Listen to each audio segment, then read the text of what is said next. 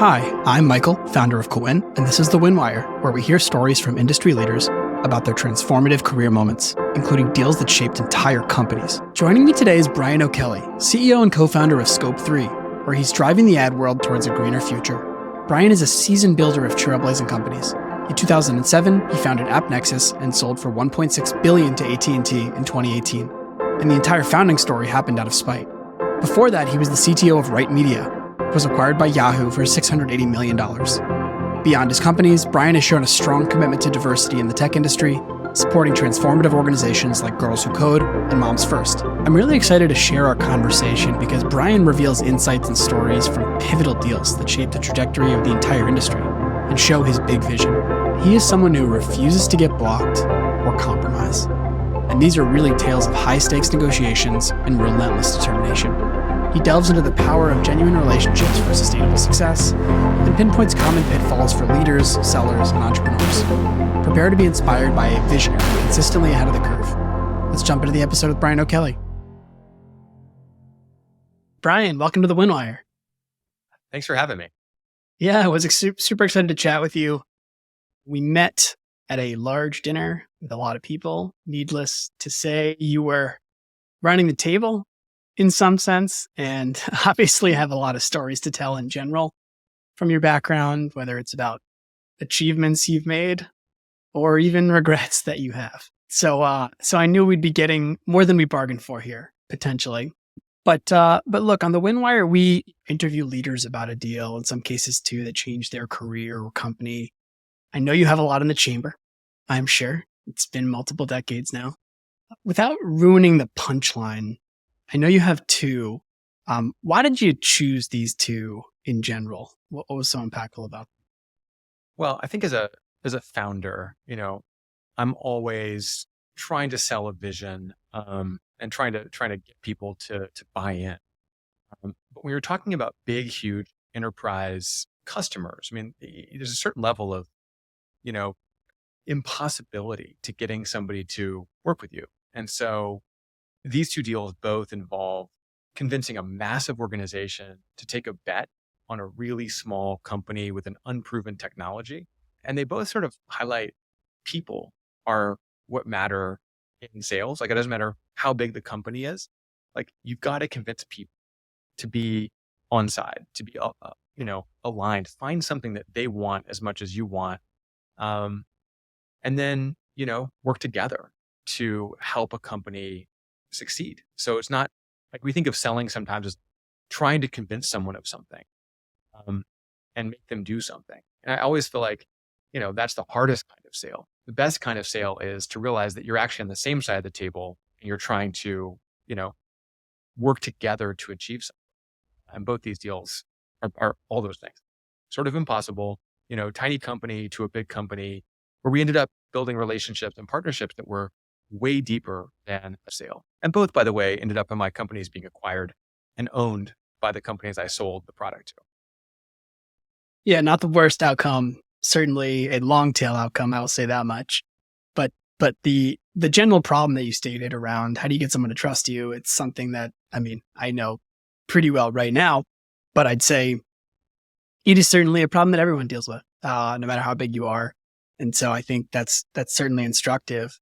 I guess it would be helpful just to jump right in. I know that one of them was the earlier one, so maybe we'll go chronologically. But I think the first thing to do is it would be really helpful to set the scene. Where were you at? Where was the company at?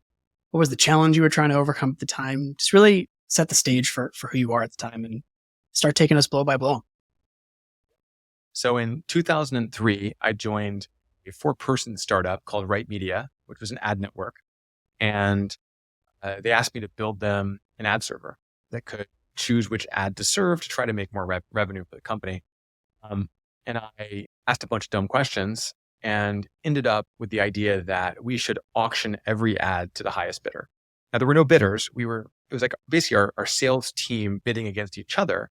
But this idea that the highest priced ad for every individual impression should win meant that we could do all kinds of real-time prediction. So if you sold a cost per click deal, and I sold a cost per conversion deal, which one should win? We'd have to predict whether yours was going to click times the cost of click more than mine for the cost of the conversion. So for instance, AOL back then was still a dial-up company, and they'd send you those really annoying CDs in the mail.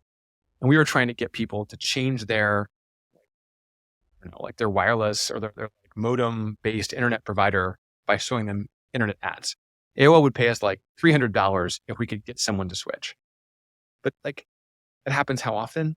10 times a day is someone going to switch their access that way? But 10 times 300 is all. So that's kind of the idea behind Right Media. We'd also sort of turn that into an ad exchange where other companies, salespeople could bid into our inventory and vice versa. But this was totally a fringe idea. This was something that the best real websites in the world wouldn't use. They're this is just some crazy auction thing only for the crappiest remnant inventory and only for performance-based advertisers. I remember all these big publishers like the New York Times being we'll never do this. We are not in the business of auctioning our ads. No way. We have these salespeople with great hair, who call on agencies. That's their job. We're not letting technology do this. So that's the background. And I had talked to Microsoft. Microsoft back then was, really one of the portals. This is back in the early days of the internet. So AOL had a portal.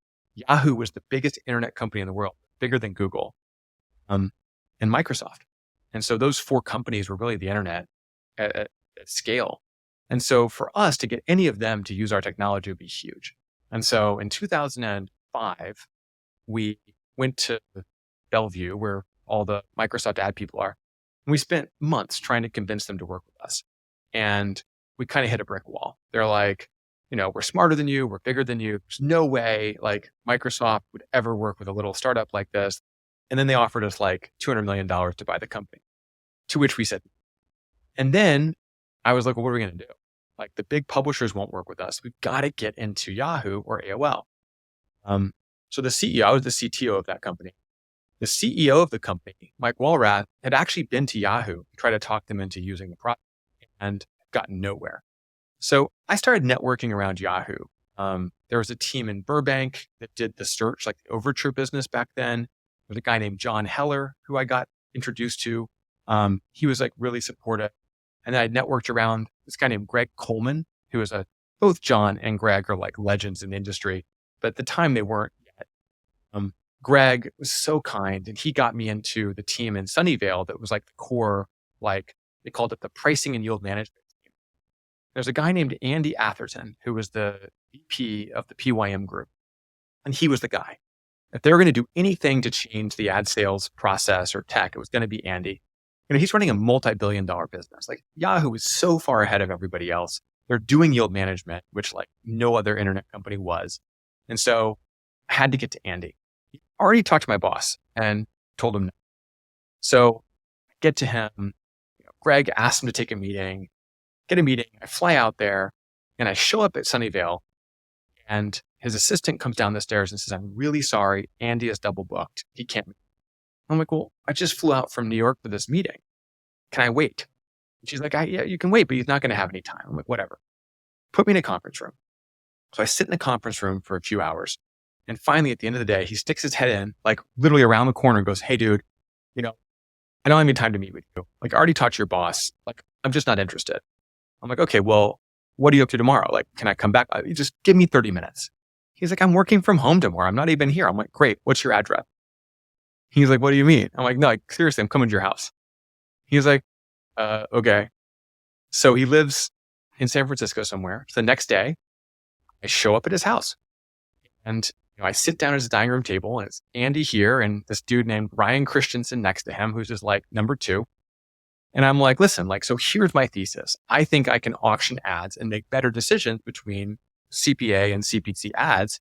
And, I think this could significantly increase yield."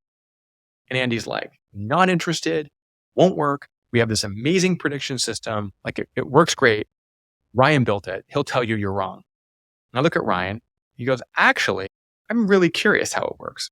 And so Ryan has every right to say no. He's built their system. The idea that he would listen to me is amazing. We start having this great conversation. I start explaining how it works and what we do and how the pieces all fit together. And he's like, "Well, maybe we should test it." I was like, "Okay, let's do a test." And so I walk out of Andy's house, get in my rental car. I'm so excited. I start speeding down 101. I'm on my phone, and all of a sudden, I'm so late for my flight, like so late. I'm on the last flight, the 4:00 flight out of SFO. And as I'm like trying to tell the team about this meeting, highway cop, like a CHIPS guy, pulls me over on his motorcycle. And I'm like, oh my God, I just won this huge deal. I can't, I'm so sorry, officer. He's like, I'm going to give you, I won't give you a ticket if and only if you get out of your car right now, you lock your phone in the trunk. And so I'm still on it. I drop it in the trunk, slam the trunk closed, get back in. He's like, slow down. I don't get a ticket. This is like the most amazing part of the story, by the way. I roll into the airport, drop off the rental car, sprint to that monorail. And as I get to the second stop, I'm like, shit, my phone. I get off the monorail, go back, get back. I mean, where's my car go? I don't know. Get my phone somehow, sprint to the gate, dive into my seat, and end up in New York. And well, that's just the beginning of this process, because now I still have to get them to sign paper. So I have to go back to Sunnyvale. I go back again and again, meeting more and more people. Everyone's so skeptical. Like, how are we even going to get this startup's technology integrated into Yahoo? And so every meeting, I meet people and I just tell them the story of how I invented this idea and what we do. And I start making these relationships. It's not just Ryan and Andy. It's all of these different people who want to see this startup succeed. And one time I said, like, why are you guys like so supportive? Like, I mean, it's really amazing that I think it's great, but like, what is it why is this like so compelling? And they said, well, Brian, you show up here whenever we ask you to. You show up in flip-flops and ripped jeans. You remind us of how Yahoo used to, when we would like innovate and build stuff, and, we're all buttoned up and corporate, and like you are so passionate and you have really good ideas. So long story short, we end up doing this test. They put our tags on the page, we traffic some ads, and it doesn't work. It does not produce positive yield. It actually isn't better than what they're doing, at least in this iteration. But because they were so convinced by the idea and so confident that we'd make it work, they signed the paperwork anyway. And they were so excited about the company that they signed they invested $40 million into Right Media based on that pilot, even though the pilot was a failure. And so to me, that's, an amazing sales outcome, right? Like, we built such trust in the team and in the product and the vision. It didn't matter that the pilot was a failure. And they went on to buy the company like 9 months later for $850 million. John Heller went off to start Freewheel. Andy and Ryan started a startup and actually worked for me as part of my leadership team at AppNexus for years. So really kind of amazing, deep connections built that I think wouldn't have happened. Obviously I hadn't gone to Andy's house. But I think more importantly, just being authentic and showing up and being honest about what we could do, what we couldn't do, and why this might be something that would be aligned with what Yahoo is trying to do, which was to, maximize revenue and innovate even under the pressure of being the biggest internet company in the world. Well, first thought in general is I think we could all probably use the reminder from that cop to lock our phones in the trunk of the car. Not the worst thing for everybody, but it's really interesting. I mean, you mentioned a lot of the companies that would in theory adopt this technology or this methodology of doing things refuse to, right? Like the New York Times. And so I'm guessing that meant that really you had a limited set of buyers that you could really go to try to integrate with, to get them to be sort of the more trusted vendor. When you failed that pilot, obviously you put so much effort into it. Were there moments there that you thought, I'm screwed? Was there a specific kind of, result or outcome that you all looked at a certain document and said, this is not going to go well, that you kind of thought this might be over? My recollection was that like we'd almost gone, so much of the diligence process to get to the pilot was, how would we install this? So all the meetings were like, what happens if the pilot succeeds? Like the conversation has shifted from like doing a pilot to what would an implementation look like? And so many people were so like motivated for the problems we were going to help them solve. As an example, inside Yahoo, they had purple dollars because Yahoo's color was purple. Not sure if it is anymore. But like Yahoo classifieds would have to bid against other advertisers. They made their internal team bid, but they wanted to bid on outcomes, not on clicks. And so they had a real internal problem for house ads that they wanted to solve. And so all these internal businesses were like, I can't wait till we get Right Media and integrate. So the fact that like the optimization of this little arbitrary pilot didn't work, like it almost was like, well, as long as you can make it work, it doesn't matter if this pilot succeeds. We weren't selling them like the optimization day. We were selling them like this vision for a solution. We could explain to them why it would work when it was fully integrated. We had all the demand in there. We tuned the algorithms for Yahoo. I think they believed it would work. And that it's almost like the pilot was irrelevant. I never was like freaked out because if it didn't work and they wanted to see it work, like in a few weeks, we probably could have turned around an algorithm. Like they believed it. And our team was awesome. Like the people that I could bring in to work with them gave them that confidence too. It wasn't just me there doing it. It was a whole team of people who clearly knew what they were talking about. I don't need to say something redundant, but we live in an era of pretty short attention spans. And that makes it such that most people's first instinct is to say, I want to see this working now, right? And I want to give this to a customer now to have them see it work. And I think there's value in that too, with the freemium model and just being able to install something and it working. But you're talking about a completely different model, which is completely selling the vision and selling your knowledge about why their current methods might not work and how yours might work and how that could actually pay off if you get those people emotionally invested in that outcome. Well, wait to hear my next story. Well, okay. We'll get right to that then. I guess just one last question on that one is, from like a takeaways and learnings perspective, obviously you started multiple companies since then. What kinds of mistakes you made or things that you did right for the first time inform the way you thought about things in the future and are ones that you think others could maybe learn from?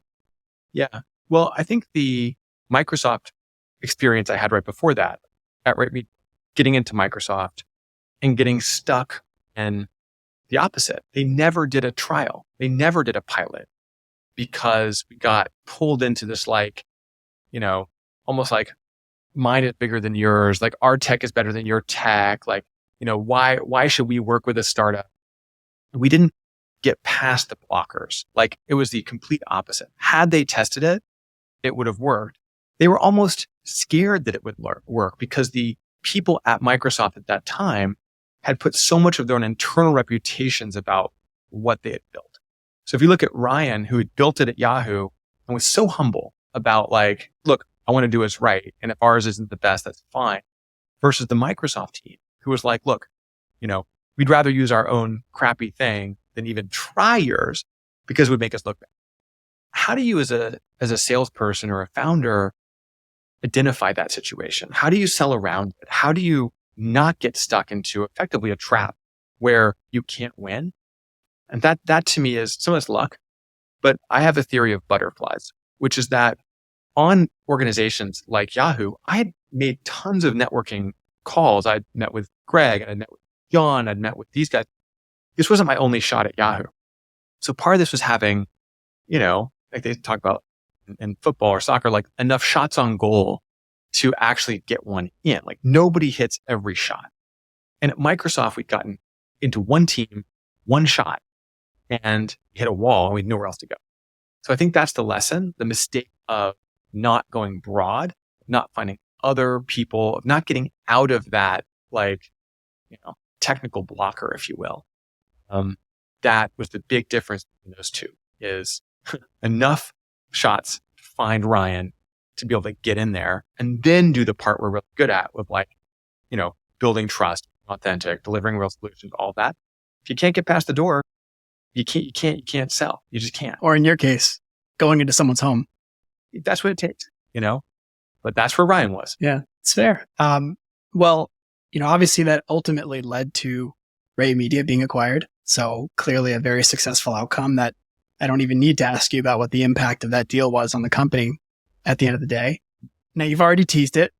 In 2007, I think you started AppNexus. And so just as you did for this Yahoo deal. Talk to us a little bit about the journey up to that point and where you were and kind of where this next deal all starts.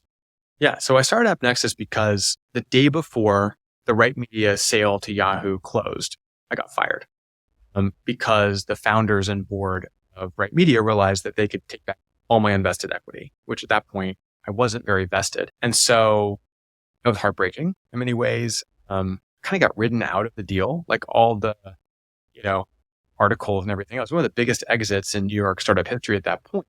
And it was all about the CEO, not about me. And that hurt. I also lost a lot of money because I wasn't part of it. And it was my idea and my baby and all my relationships. And so I was just a wreck, ended up in therapy trying to figure out what to do with my life because it'd been ripped away from me at the last moment. And so my solution to this was I'm going to start a company and I'm going to go reinvent the industry I started with a totally different mindset. I'm going to take this to all the companies that didn't work with us. I'm going to make this a mainstream technology. I'm going to finish what we started, basically. And so that was AppNexus. And, one of my friends said to me at that time that I had a very balanced personality because I had a chip on both shoulders. And let's just say that it was a frenzied period of my life trying to start that company. Because not only were we competing with biggest companies in the world, Google had bought DoubleClick for $3.3 billion in 2007. Yahoo bought Right Media.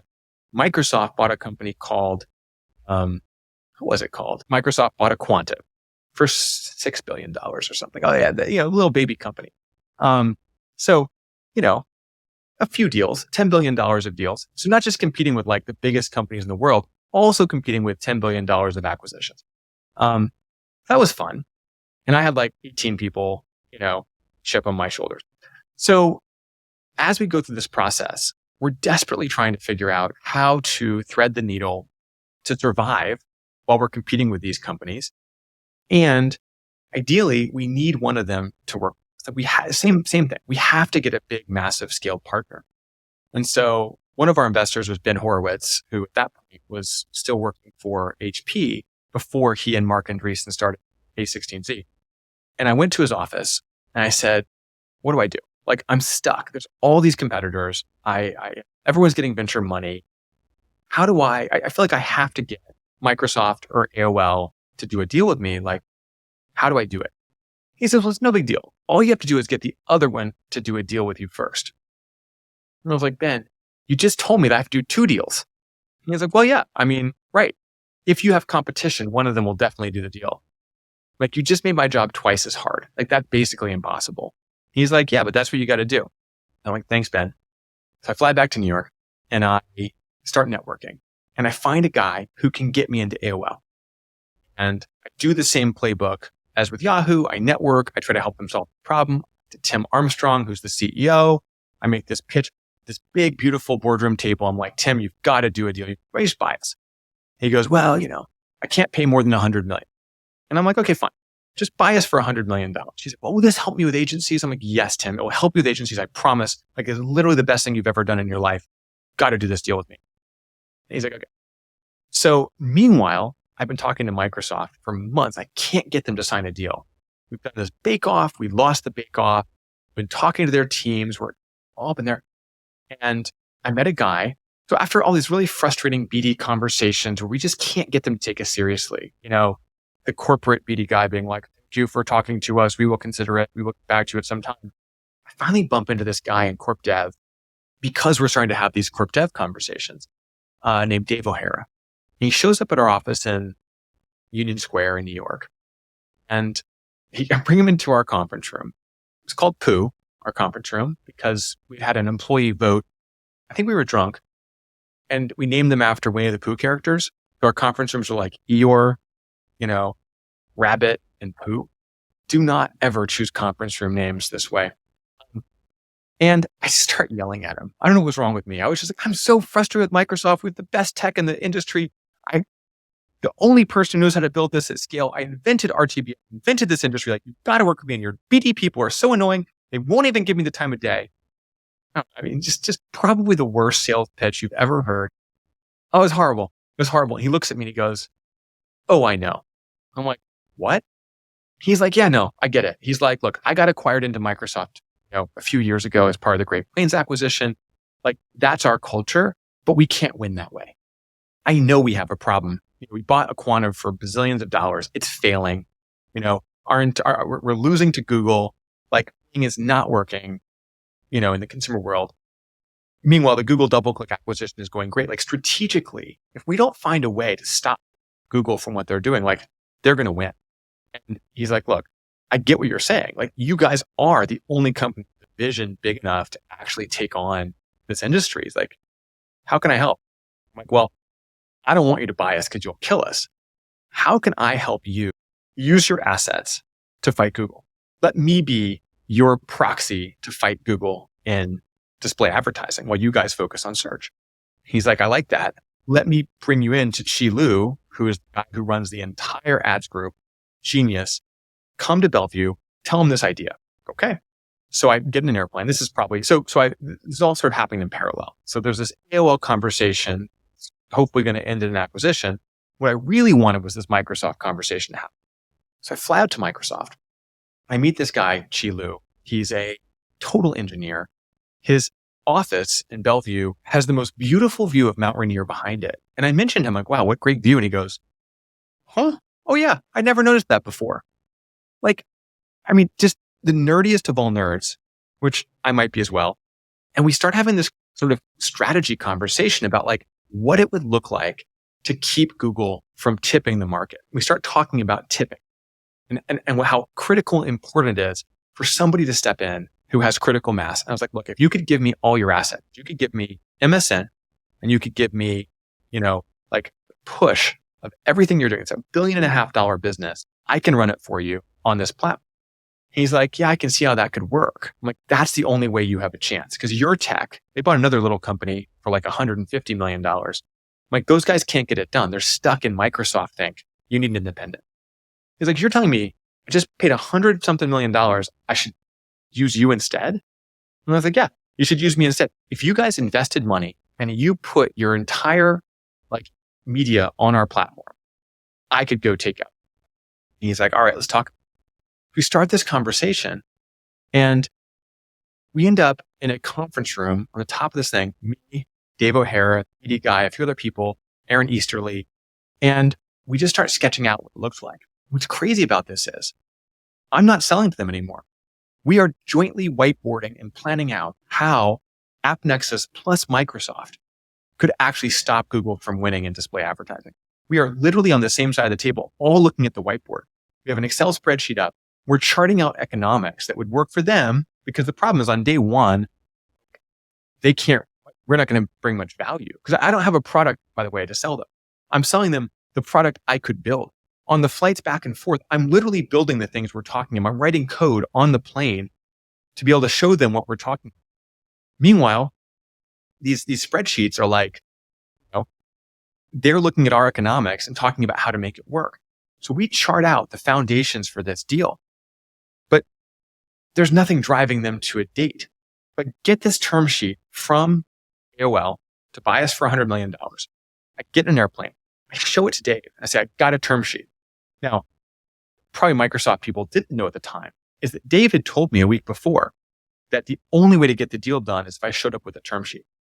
So he's like, be great if you had a term sheet. I'm like begging Tim Armstrong for a term sheet to get the Microsoft deal done. But I have 10 days to get a Microsoft deal done. My board's like, otherwise we're taking this deal. And so we spend 10 days locked in this conference room, lawyers on the phone constantly. We're trying to get an investment round done and a commercial deal done. And the entire time, it's this incredible collaborative effort. And there's some contentious points, but I'm basically trying to get Microsoft to kingmake AppNexus as the foundation of this strategy. And so that to me was one of the most amazing experiences of having, Jeff Green, who's now the multi-billionaire CEO of Trade Desk, on my team to figure out how to do a deal. By the way, he ran the company that sold to Microsoft. He's putting his own team out of business. Aaron Easterly is the CEO of Rover, another public company CEO, as sort of the technical architect of this team Microsoft had working on this deal. There's a guy who had to sign off, who is the head of engineering. By the way, Microsoft doesn't partner on stuff like this. Like Microsoft builds their own. You heard me say just a few minutes ago how Microsoft wouldn't work with us at Right Media because we weren't Microsoft. the cultural difference of a Microsoft that acknowledges it can't win and the Microsoft that like refuses to talk to partners. The guy who has to sign his name on this deal on the tech side is named Satya Nadella. That mindset is what Satya's brought to Microsoft that's made it, the biggest company in the world.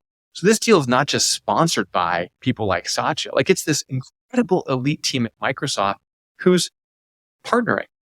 And this is to me like this moment. I mean, I don't think our deal had any impact on Microsoft in the like macro sense, but the mindset difference, the focus of Microsoft, knowing what it wants to invest in and where it wants to partner is the Microsoft we see today.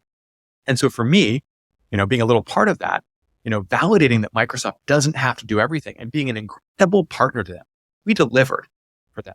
We helped them save hundreds of millions of dollars outsourcing this chunk of their business. We did stop Google from dominating, although Google cheated. And it's a bunch of like trust cases, talking about some of the places where they didn't play fair. Now, they played fair a lot too, but like, it wasn't like it was easy to fight against Google. And Google eventually won. We did not take over the internet. AppNexus is not the household name I wish it were. But the point of the story is finding Dave, working with Dave, building these internal champions at the senior most levels of Microsoft fundamentally was what it took to get this deal done. And then I did go turn down Tim Armstrong. I did call Ben Horowitz and say, yeah, I got them both done. He's like, of course you did. I knew you would. Like, thank you for that. But that to me is, just everything you said a few minutes ago. Like how you just build this alignment and purpose around a joint vision of keeping Google from winning the internet. Like that was what got that deal done. Well, it's funny to me. I mean, there's so much to unpack from that, but one thing that really stands out to me is that in a lot of cases, vendors can almost be the enemy or partners can almost be the enemy. Not really because, it's a waste of time, whatever it is, but change for a lot of people is the enemy, at least in their minds of, we'd rather just keep things the way they are on some level. And I almost feel like there's a part of this where you had to create this third party enemy of saying, no, change isn't the enemy. We're not the enemy. Actually, it's Google. It's this other person. And they're more extreme than whatever it'll take to actually make a change or the money you have to part with. Yeah. Well, I mean, Google made themselves the enemy. I didn't have to invent Google, but changing, the key was instead of this being a search and select for we need a vendor to do this little thing, I changed the conversation to how do you choose a partner that can operate and think and deliver at a big enough scale to change the landscape, to tip the market toward Microsoft. Like that's an almost insane difference in conversation. Instead of being which vendor, how do we partner? That was what made it all possible. And by the way, guess who owns AppNexus? Microsoft. Now they didn't buy it first. AT&T bought it and they sold it to Microsoft, but I think that partnership, end of the deal, I think we were doing 30 million a year of revenue from that deal with Microsoft. It's a huge client of ours and a huge partnership. We were doing hundreds of millions of revenue for them back. So I think it worked. Yeah. Well, I think what stands out to me as well is it is a lot easier or it feels a lot more straightforward to slot into that search and select, as you mentioned, because of course you don't have to go define new requirements. You don't have to go reach for the stars essentially. But it seems like one common theme among both of these situations that you described is a willingness, a desire, whenever it might be, to try to change that conversation and almost make something bigger than it is, as opposed to here's how easy it's going to be with us. Yeah.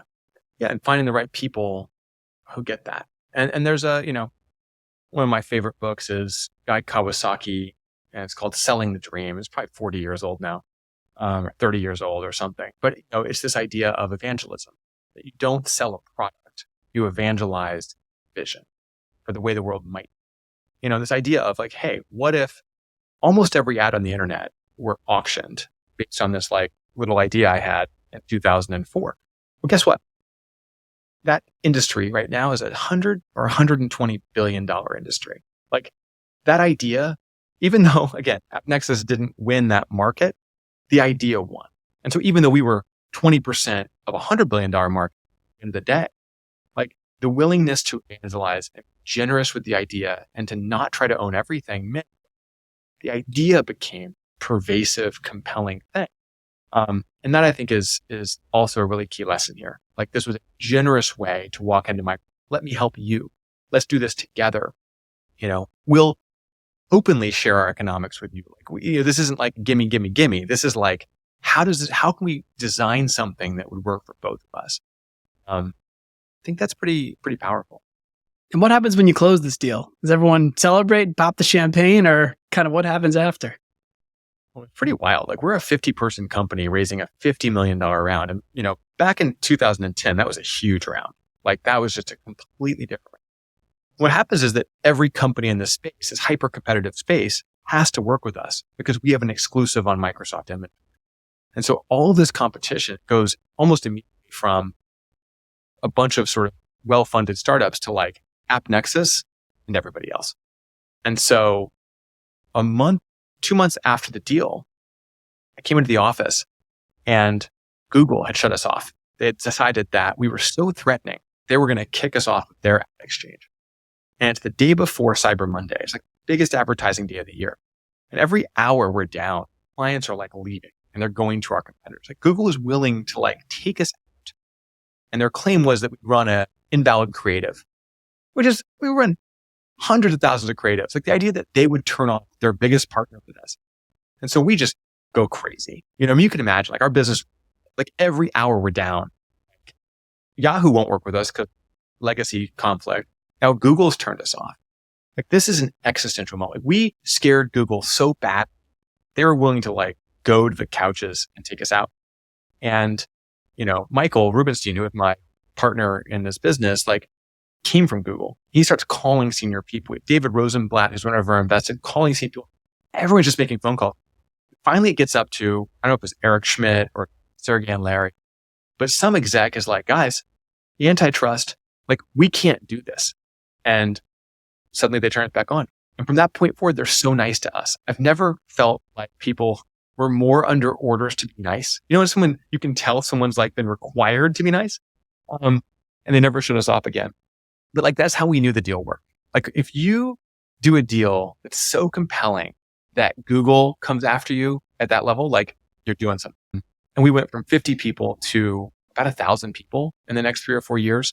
I may or may not have had a vendetta against Right Media and taken every single client from them, like literally every single client. And over time, we ended up being, acquisitions and being a bigger and bigger company. But it really all came down to, in so many ways, like not just the support of early investors and advisors like Dave and Ben and Mark, but also these champions, people like Dave O'Hara, who, supported us, or Green, or Aaron Easterly, or all these people who kind of saw the vision and supported me. Because remember, it was my first time as a CEO. I'm like a CTO at heart, and I hear him, the support of all these people was the only way we could make the company work. And so you can call it sales, you can call it a lot of different things. But to me, it's like heart of deep relationships with people and delivering on what you promise. Yeah, I mean, there's an interesting point and question there, which is, and I knew this was the case with you, of course, having met you, but I think a lot of people with that technical background that you have, you were debating earlier who's the bigger nerd, but don't necessarily pitch in the way you do, or seem to kind of convey that same level of vision that you would expect only a salesperson who doesn't know any better to do. How do you kind of separate those two minds of the like realistic, I know how to do something and I know the problems with it, with the kind of pie in the sky vision that can really sell people? I think it's, I think I would call it delivering vapor, right? Like there's like vision sale that like, anybody can, like you can sell this big vision, right? The ability to deliver on what you say, I think is the differentiator. Like the fact that I could say, oh my gosh, well, we can solve your brand safety problems, Microsoft. Here's what I'm thinking. They're like, okay, that sounds cool, but can you build it? On the plane back to New York, I can build it. I can talk so technically about it because I built the systems. Like there's a credibility to being able to actually deliver. I don't think you have to be like a hardcore coder, me, to be able to say, like, I deeply understand how these systems work. I have the power in my organization or influence to get resources committed. Right? Because if you can't commit resources or you don't know how to get your product team to commit to do things, it doesn't matter what you sell. And then you're like left hanging and your reputation gets hurt. I see this even at Scope 3, where my co-founder, Anne, and I have these debates where I'm like, I really need to know what I can sell and what I can't sell. Because if I start selling stuff we can't actually deliver, like, we're going to disappoint really important clients. And, it's constant debate because for me to do my best, I need to be able to both sell the dream and deliver the dream. And I think that's the key, whether you're actually coding it or not, is to be able to deliver what you're saying. And that credibility of being able to do that is, I think, why both these deals happened. At Yahoo, pilot failed, but they believed that we could build it and fix it. At Microsoft, they believed I could build a company and a platform that could actually solve Microsoft problems and be the foundations for the industry. I think that's the reason that technical background or that ability to actually deliver is so critically important. Clearly, you've been through multiple, I call them existential moments at these companies where you have a limited set of buyers that can have a massive impact. And there are a lot of vicissitudes and ups and downs in between. What inspired you and continues to inspire you with Scope 3 today to continue building these companies, try to make them into behemoths, stick by through those more challenging moments and actually deliver on that vision? Well, I think a couple of things. One is that I feel like I've learned a lot over the years, and I've advised companies and I sit in the board, and there's a lot of I take pleasure in helping other people learn. There's a difference in being in the saddle and doing it with people you really care about and believe in, as a way to both hone that knowledge and get better, but also to really do it with people. And I think that's the part that's most motivating. And winning with a team is just such an incredible feeling. When we win a deal, everybody celebrates. Everybody's a part of it. I don't think there's anything in the world that feels the same as having an idea, building it, trying to sell it, getting the door slammed in your face, getting mad, rebuilding it, getting back in there. We lost a deal at Scope 3. We lost 2 deals this quarter and probably won 25. Those 2 deals, I'm so mad. I hope none of my competitors are listening to this because, we're going to win those back. And we're not going to lose deals like that again. We're going to learn from that. We're going to make our product better. We're going to make our marketing better. Everyone in the company is there's nothing better than that feeling of losing to make you really hungry to make it better. And that feeling, that energy, that passion, that excitement, because what we're doing is trying to save the world, trying to cut carbon and actually make the internet greener. There's a personal passion. I can go to my kids or my family and be this is why I'm so passionate. I think we do better for the world and for our customers than any other competitor. And so I feel like I have an obligation to sell this the right way and get the team excited. That passion, you just don't get maybe you do, but advising somebody being hey, I think you should do X, Y, Z. I don't know. I don't think I'd be a very good coach, I guess is what I'm saying.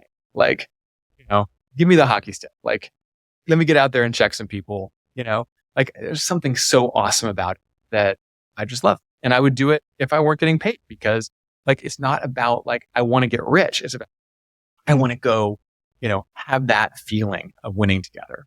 Well, it's really funny. I've been talking to a lot of people over the past few years, specifically some very veteran and tenured sales leaders, founders.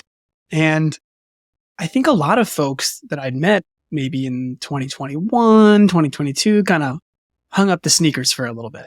And I met a lot of people who were advising or, I don't know, not quite retired. They just were taking some time off. And a lot of those folks recently have started to get back in the game.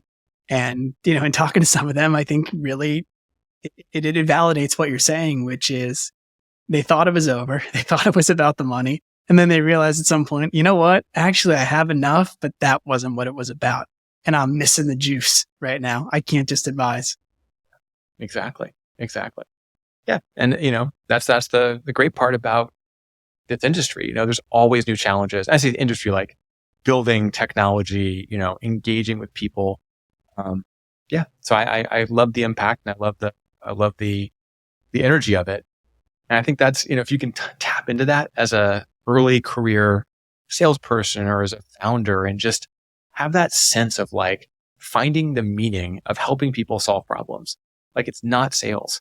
It's a joint vision. It's a joint solution. It's doing something together. Like that just feels good. Like that motivates you in your regular life. Like that's the part that you can just find that becomes so much easier, better, and more exciting. Even if it doesn't always work out, like you're doing it with that win-win, like let's do something together mindset. And it just feels like community. Appreciate it. Well, I have a couple kind of final questions to wrap up here, and then I want to give you a little platform to talk a little bit more about Scope 3. But, one thing that one thing that we always love to ask folks who come on here is, we talk about career defining experiences. You mentioned a lot of different people in your life, investors, advisors, customers, who are kind of 1 to 2 leaders or mentors that have had the most impact on your career and why? I think that, over the years, I've been so blessed with people who have, come in as a coach or a mentor or whatever. But my favorite mentor is actually someone who worked for me. I mentioned him before, Michael Rubenstein, president of AppNexus. And he was coming from Google and DoubleClick, and he'd been at these big companies. And I never realized he was coaching me. Like it took me a while to realize that the way he was responding to me was actually very gently nudging me toward better behavior. As an example, like, I've got the best idea. We should do X, Y, Z. What do you think? And he'd be like, let me write that down in my notebook. I'm going to think about that overnight. Maybe in 48 hours, we can come talk about it. I want an answer now. Like I'm so sure it's the right answer. And the next day I'd walk in. He'd be like, hey, do you want to talk about that? I'm like, no. It's a terrible idea. You're right. Everything you said was right. And he's like, I didn't say anything. I'm like, I get it. I get what you're trying to tell me. You're trying to tell me I need to think about things, write them down, and maybe like have a more organized presentation. I didn't say that. But I think that's in a lot of ways, the best kind of mentorship and coaching is that we can, through example and through interactions with people, help them see, almost mirror ways that we can be more consistent, more diplomatic, more thoughtful. I learned so much from those interactions, even though it wasn't formally coaching or mentoring. It's something to remember. It's like those interactions teach people. And we learn so much from it. I love that. Very unique approach to this question, of course, I would say. Just to finish up here, outside of all the different commitments you have in general, I know that one of the things really that you're super focused on right now is improving the industry. And that is advocating for diversity and, a better industry in general. And then, of course, building Scope 3, which has a very specific mission around how it could affect the future. So wanted to give you a soapbox to talk about both of those things a little bit and what you're up to now. Yeah. Well, Scope 3 is what I spend the vast majority of my energy on. Because, well, one thing, like I feel like I built this massive programmatic industry, but it turns out it has kind of a dark environmental downside, which is all these real-time auctions, all this real-time prediction uses a ton of servers. And so a lot of that is unnecessary and wasteful. And so I realized that it's important to improve the world to like put a lens against that and say, here's the carbon footprint of every ad impression on the internet. And that opens up all these fascinating questions of like, how do you see through a supply chain? The advertising world is so complicated. Think about how many screens there are that have ads in so many places. So many surfaces. Even like trying to see the whole ad industry is almost. So like we're taking like an impossible first step of measure every ad in the world. And then we're trying to measure the supply chains of those ads.